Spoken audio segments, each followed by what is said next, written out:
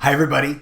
Today I would like to show you an absolutely beautiful proof of an absolutely extraordinary result.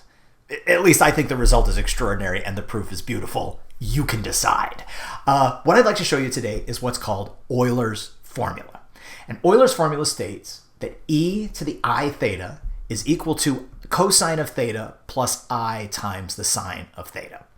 Euler's formula is used in so many different places in math and other STEM fields, and it's just a really handy result for us to have around. And it shows the relationship between trigonometry and complex numbers, which are two things that I never would have thought were related before I came across Euler's formula.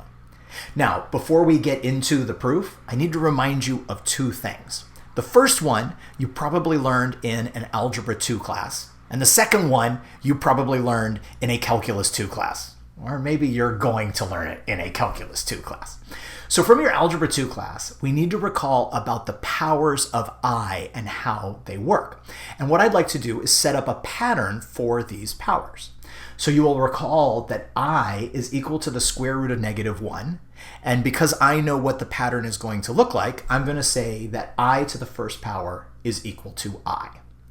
Now, when I look at I squared, I is the square root of -1, so I squared is going to be -1, the square root of -1 squared, which means that I squared is going to be equal to -1. And then moving forward, I cubed can be written as I times I squared, which means that if I replace the I squared with -1, then I cubed can be written as -I. And then I to the fourth is I squared times I squared, both of which are -1, so I to the fourth is equal to +1. Now, when I look at the next four powers of I, each of those has a factor of I to the fourth in it, so I can replace the I to the fourth, all of those I to the fourths with a +1, and then I see that the next four powers of I look exactly like the first four powers of I. If I look at the third set of four powers of I, those all similarly have a factor of I to the fourth, which means this pattern is going to continue forever and ever and ever. So the powers of I all fit this very, very, very nice pattern. We will use that in a moment. The second thing I need to remind you about is from a Calculus 2 class, and that is the power series for e to the x, sine of x, and cosine of x. And it's worth noting, since it will be important to us later, that the power series for the sine of x has only odd powers of x, the power series for cosine of x has only even powers of x, and the power series for e to the x has all of the powers of x. Now let's look at the proof. We begin by looking at e to the I theta. We know the power series for e to the x, so the power series for e to the I theta will be the power series for e to the x, where we replace x with I times theta. You'll notice that there's a whole bunch of powers of I in this series, so if we replace each one of those powers of I with what it is equal to and do a little bit of algebra to clean things up, we get a series that looks a lot nicer. Now this is the part that I think is absolutely beautiful.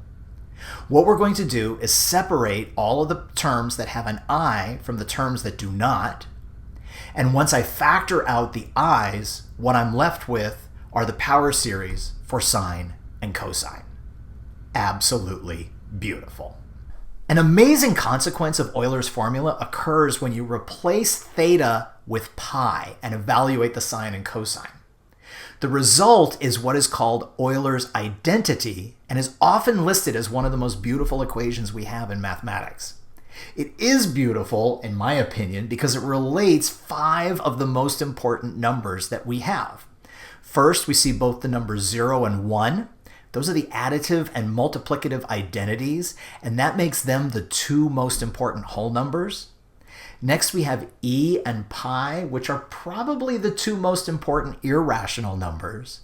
And then the thing that ties them all together is the imaginary number I.